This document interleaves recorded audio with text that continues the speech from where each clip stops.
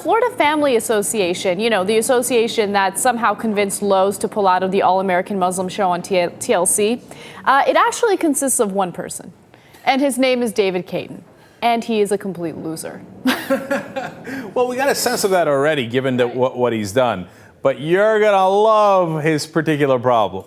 It turns out that he was once a recovering porn addict. So because of that, he has dedicated his entire life to defending purism and, you know, focusing on everything that is considered moral in this world, according to his religion. Right. And of course, if you think what is moral is based on a different religion, well, then he hates you as well. Right. But my favorite part of that is that he was once a porn addict. He actually wrote a book in 1990 called Overcoming the Addiction to Pornography. And the book itself has only received about 3 reviews. And one of the reviews reads as following.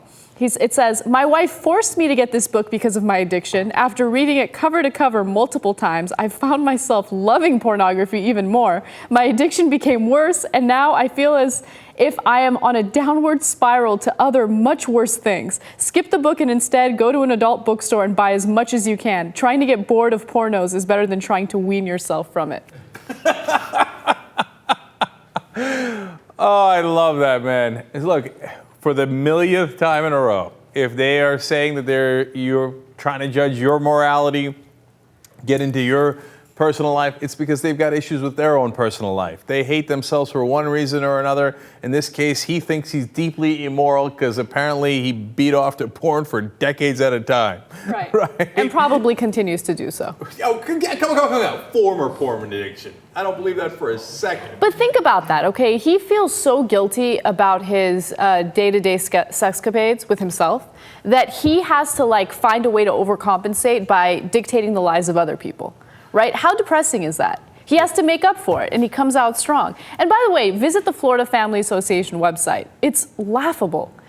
There is literally no information on their staff. It's just pictures of him all over the place. Maybe that's what he's pleasuring himself to lately. There's one great final irony here, which is that the Muslim fundamentalists would be the first to agree with him. Like, they're the ones that are in favor of banning things. They're the ones that say, like, if you said to them, hey, porn, they'd be like, outrageous! Definitely against porn.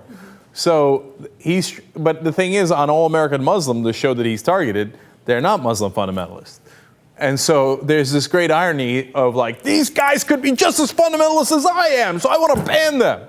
Even though, of course, he's wrong about it.